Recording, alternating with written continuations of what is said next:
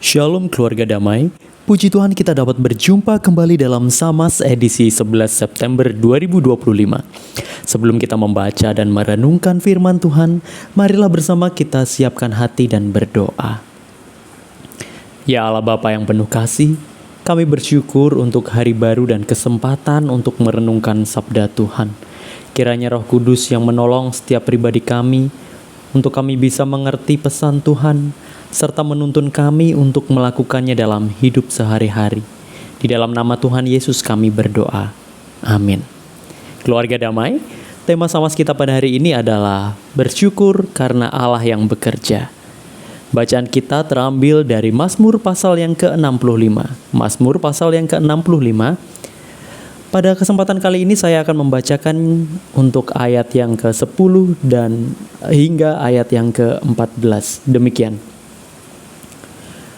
Engkau memperhatikan tanah itu dan menjadikannya subur, dan memperkayanya dengan hasil yang berlimpah. Sungai Allah penuh dengan air. Engkau menyediakan gandum bagi mereka. Ya, demikianlah engkau mempersiapkan tanah itu. Engkau mengairi alur bajaknya. Engkau menggemburkan gumpalan-gumpalan tanahnya. Dengan hujan lebat engkau menyuburkannya. Engkau memberkati tumbuh-tumbuhannya. Engkau memahkotai tahun dengan kebaikanmu. Jejakmu menggemukkan tanah. Tanah penggembalaan di padang gurun menghijau. Bukit-bukit berikat pinggangkan sorak-sorai. Padang-padang rumput berpakaian kawanan kambing domba. Lembah-lembah berselimutkan gandum. Semuanya bersorak-sorai dan bernyanyi-nyanyi. Keluarga damai, demikianlah bacaan kita pada hari ini. Dan keluarga damai melihat tayangan di TV, saya terheran. Kenapa ya makanan di resto mewah itu porsinya sedikit tapi bayarnya kok mahal? Sekilas pandang makanan yang disajikan itu memang terlihat sangat menarik. Tapi ukurannya yang mungil itu rasanya ya tentu tidak akan membuat kenyang. Tetapi kok orang juga masih suka untuk makan itu? Nah, setelah mencari tahu, ternyata ada latar belakang sejarah yang sudah berabad-abad lamanya, dan ceritanya dimulai dari sekitar abad ke-17 dan ke-18 di Perancis. Kala itu, dalam jamuan para bangsawan, ada banyak hidangan disajikan secara serentak di meja yang besar, lalu tamu memilih apa yang ia sukai dan apa yang ia ingin makan. Nah, tetapi di sana ada etika meja yang ketat. Urutan hidangannya, cara duduknya, tata peralatan, hingga percakapan diatur sedemikian rupa untuk menunjukkan keanggunan dan kelas. Pada masa ini, penyajian dan keragaman rasa itu lebih dihargai daripada jumlah makanan yang ada. Nah, dari sinilah lahir konsep fine dining yang menekankan estetika dan pengalaman, bukan sekedar makan untuk kenyang. Lalu kemudian memasuki abad ke-18, abad ke-19, kemudian ada perubahan. Kini hidangan disajikan berurutan satu persatu, bukan lagi sekaligus banyak di atas meja makan. Perubahan ini membuat porsi makanannya semakin kecil, karena setiap menu atau makanan yang disajikan itu difokuskan untuk dinikmati secara penuh. Tidak terganggu karena melihat menu-menu yang lain. Bayangkan, ketika sedang makan satu menu dan kemudian mata ini melihat makanan lain yang tampak menarik dan hidung juga mencium aroma menu lain yang lezat juga, mungkin pikiran kita akan segera teralihkan dan ingin segera mencoba menu-menu lainnya. Nah, ini dinilai membuat makanan ini jadi tidak bisa dinikmati sepenuhnya. Nah, oleh karena itu kemudian berkembang jadi satu persatu, ditunjukkan, kemudian dipersilakan untuk dinikmati. Selain itu, makanan yang sedikit jumlahnya dapat menuntut kita jadi lebih bijaksana dan fokus pada apa yang ada. Ya karena sedikit, kalau banyak biasanya ya makan terus saja. Di sini saya kemudian memahami bahwa orang-orang ini sebenarnya bukan pelit karena memberikan porsi yang kecil ya, atau supaya mereka dapat untung yang lebih banyak karena porsinya cuma kecil. Tetapi sejatinya mereka sedang menuntut untuk setiap orang yang memakannya benar-benar menghargai, meresapi, dan menikmati setiap suapan, tanpa terdistraksi dengan banyak hal yang lainnya. Saat itulah makan bukan lagi soal membuat perut kenyang, tetapi tentang tindakan untuk menenangkan diri, untuk menikmati, untuk mencium, merasakan, dan benar-benar menghargai berkat dari makanan yang sudah dibuat ini.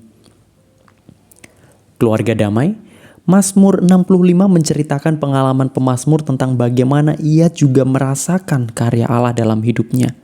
Pada ayat yang pertama sampai dengan yang kelima, pemazmur menyampaikan puji-pujiannya kepada Tuhan yang memenuhi kebutuhan rohaninya. Ia merasakan bahwa Tuhan itu dekat dan mendengarkan doa-doanya. Ia merasakan bagaimana Tuhan yang penuh kasih itu mengampuni kesalahan-kesalahannya. Ia mengungkapkan kepuasan rohani ketika hidup dekat dengan Tuhan. Lalu kemudian pada ayat yang ke-6 sampai yang ke-9 pemazmur menceritakan tentang Allah yang berkuasa atas semesta, atas samudra, atas gunung, atas angin, atas gelombang, semuanya ada di bawah kuasa Allah. Hingga di ayat yang ke-10 hingga yang ke-14, pemazmur menceritakan tentang Allah yang bekerja. Lihatlah Allah yang memperhatikan dan membuat tanah menjadi subur. Allah memberikan sungai dengan air yang mengalir. Allah membajak dan menggemburkan tanah dan memberkati tumbuh-tumbuhannya. Allah yang Maha Kuasa itu tidak hanya tinggal diam di tahtanya yang kudus. Semua itu adalah pekerjaan manusia di dunia.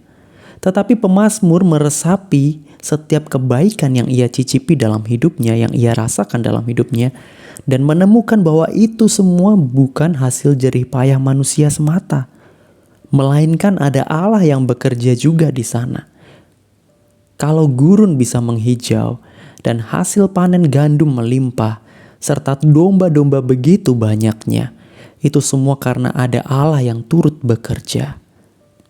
Keluarga Damai, dalam keadaan terbatas kadang kita jadi lebih bisa merasakan kehadiran Tuhan.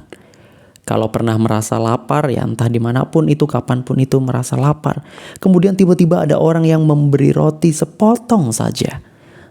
Rasanya betapa nikmat dan betapa berkat dari Tuhan itu seolah sangat berlimpah meski lewat sepotong roti saja. Tetapi bisakah juga di dalam setiap kelimpahan kita tetap merasakan bahwa itu juga adalah berkat dari Tuhan? Kalau kita memakan sepotong roti, waktu kita lapar kita merasa itu betapa nikmat berkat dari Tuhan. Bagaimana ketika kita makan satu kue yang utuh, roti yang utuh? Mungkinkah kita juga bisa merasakan itu? Mungkin kita perlu untuk mulai menerapkan beberapa hal dalam fine dining yang saya ceritakan di atas tadi. Mungkin kita perlu waktu untuk duduk, menenangkan diri, fokus, untuk meresapi, untuk menikmati, dan mengagumi setiap suapan yang masuk ke dalam mulut kita. Bukan sekedar doa, makan dan makan, kenyang, lalu selesai. Lebih dari itu yaitu sejenak mengambil waktu untuk mengecap dan merasakan karya Tuhan dalam hidup kita. Biarlah setiap butir nasi bisa menjadi saksi betapa Tuhan selalu mengasihi dan menyertai. Biarlah setiap potong lauk yang kita nikmati menjadi pesan betapa berlimpah karunia yang Tuhan beri. Biarlah setiap teguk air yang membuat kita tetap ingat untuk mengucap haleluya. Mari kita berdoa. Ya Tuhan, kami bersyukur untuk setiap berkat yang Tuhan berikan dalam hidup ini. Terkadang mungkin kami terlewat untuk meresapi dan mensyukuri. Berikanlah kami ketenangan hati untuk bisa terus menyadari dan memuji karya Tuhan di dalam hidup kami. Di dalam nama Kristus Yesus, kami berdoa. Amin. Keluarga Damai, demikian Samas kita pada hari ini. Selamat menikmati, meresapi, dan mensyukuri setiap berkat dari Tuhan. Tuhan memberkati. Amin.